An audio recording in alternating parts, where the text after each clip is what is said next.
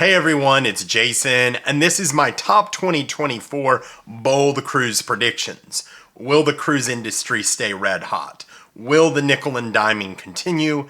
And is the icon of the seas going to live up to its hype? So number one, will the nickel and diming continue? And I think it's important to define nickel and diming. I see it as something that was included in your cruise that's either been taken away or now they're charging extra for those items. And my personal belief is we saw some things that set precedences for the cruise lines. They pushed the envelope some. And I can think of one thing that hits my mind right away, and that's Royal Caribbean sending out that survey for Sorrento's Pizza. And the action by passengers was swift. They were not having it. So much so that Michael Bailey, the CEO and president of Royal Caribbean, had to bring it out on his Facebook page. Hey, it was just a survey. It was just something that we're doing. We're not going to raise, or we're not going to charge for Sorrento's Pizza. And then Celebrity tried it with Cookiegate. And people say, hey, that never happened. Yeah, it did. I was on the ship. It 100% happened. So cruise lines are trying to push the envelope some, and people are just saying, not going to happen. The other thing that they're going to have a hard time doing this now is because inflation is a little more under control. They've used that as a crutch or an excuse. Oh, inflation. But now we're being told, hey, inflation is reducing. It's not as bad anymore. Now that's a discussion for another time, but it's going to be hard to raise prices continuously when we're being told inflation is under control. So personally, I think we're going to see that leveling off of nickel and diming. I think they may try to push the envelope here and there at times, and I just think that we're going to see passengers continuing to push back saying, hey, you want to charge us 40% more for cruise prices? You better include that in the cruise price. So that's my prediction on nickel and diming. So number two, will the cruise industry stay red hot?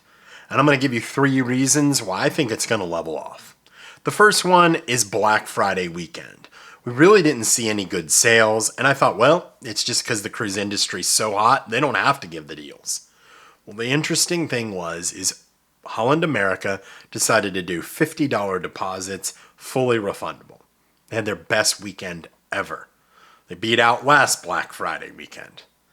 And I think people looked at it and said, hey, look, let's just see if the prices go down. If not, we can't go. It's $50 and it's fully refundable.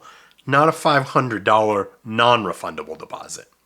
The other thing is there was no deals on beverage packages and specialty dining and etc.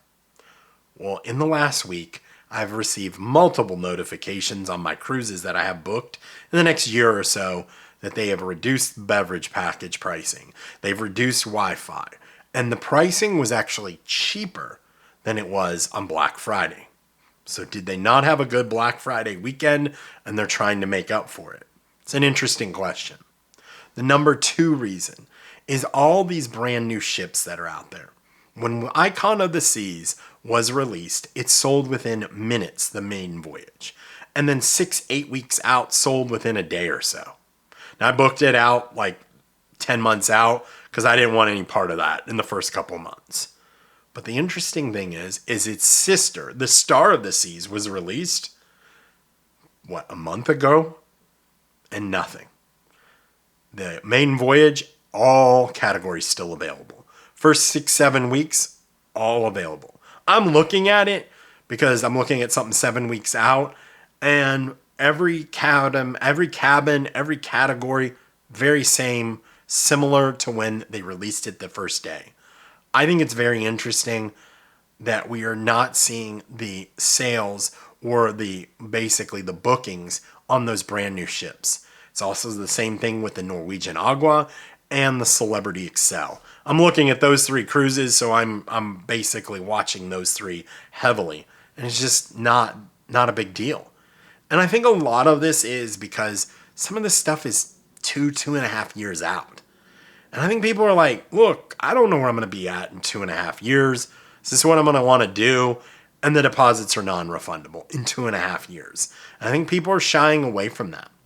And the third reason why is, and this is what travel agents have told me, multiple travel agents, they say, hey, bookings are still strong, but they're nowhere near like they were last Black Friday holiday season. And this is what I was told. And I did some research on it, and I saw there was a gentleman. He said he had 3 fully paid for cruises during the pandemic. We kept his money with the cruise line. He didn't request it back, and they gave him an additional 3. So he got 6 basically cruises for 3. And he goes, my cruising didn't change, my habits. So I still booked 2023 3 and 2024 3. I think a lot of that backlog of the cruises that are out there are going away in 2025, 2026. You're going to start to see that slope down, and those future cruise credits are going to be gone. The interesting thing is, will we see wave season? What will we see out of it? We've already seen MSC offer some pretty deep discounts. They kind of told what they were going to do, and their wave season could be very good. Now, we don't know what they're doing a lot of times because they don't have shareholders. They're a private company. They don't have shareholders to answer to.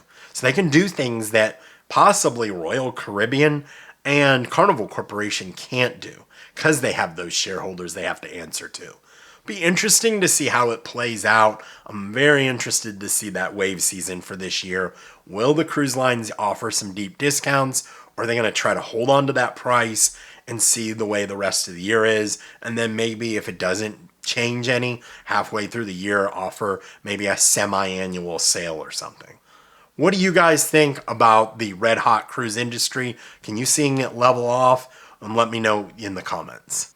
So before I get to number 3, I would ask that you please like this video, as it does help the channel grow.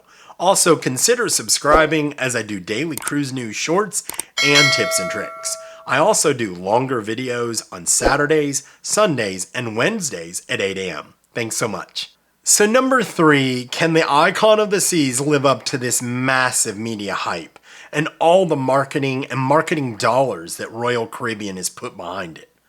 And I think you can answer it with this one question. How much did you pay for the cruise? When the bookings were first released, there was a lot of good deals on it. I actually got one a few months out because I didn't want to be a part of the first sailings. But if you've paid $7,000, $8,000, $9,000 for a balcony, and that is real, that is 100% out there. The balcony that I have is 3 times the price that it is when I booked it. So what did you pay for that cruise? That is going to determine a lot of what you think. Because I think you're going to have a lot of people, hey, they got a good deal on the cruise. They're going to, book some specialty restaurants because they understand that the main dining room in Royal Caribbean is just okay. No offense, it just is. And they understand they're going to have to buy some things here and there to have an elevated cruise experience. But if you spent $7,000, $8,000 for this cruise, then you got to add on the beverage package. Then you got to add on specialty dining. You got to add on this, this, and this. And you paid $10,000, $12,000, $13,000 for this cruise versus potentially maybe going to a Disney or a Universal. I think a lot of people are going to go, that wasn't really a great value. And I don't know if the Icon, if it's fair for all this media hype, if it could ever live up to it. I just don't think it is. The other thing that I think that Royal Caribbean might have overplayed is they have pushed this as a family ship. And I think they pushed it too much. And I'm going to give you one example why. So on the Wonder of the Seas, they added enclosed solarium. That was actually supposed to be for Asia, that ship, but they based a lot of that because of the Odyssey.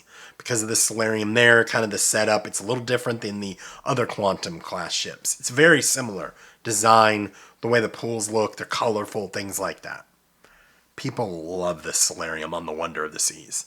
They love it on the Odyssey. I'm pretty sure they're putting it on the Utopia of the Seas because of the feedback. It's an enclosed solarium.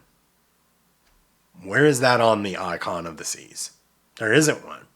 Now they have a beautiful design on the back of the ship. It's going to be this beautiful wake view adult area. That's cool, but still not a solarium. And you're traveling or sailing from Miami year round. It's an interesting thing. It'll be very interesting to see what happens with the Icon of the Seas. Are you booked on the Icon this next year? What are your thoughts on these three things, my bold predictions? Do you agree, don't agree? Would love to hear from you in the comments. I also want to thank you for 2023. It was my first full year of doing YouTube, and it has been amazing. Over 70,000 subscribers, 33 million views. I can't wait to continue to bring you great content. We have some awesome ships booked for next year. I can't wait to show you those and some of the things that we're going to. We're going to Alaska next year for the first time. Very excited about that. So I do appreciate the support. It means so much to me, and I can't wait for you to see what we got in store for you in 2024. So until I talk to you next time, actually next year, happy cruising.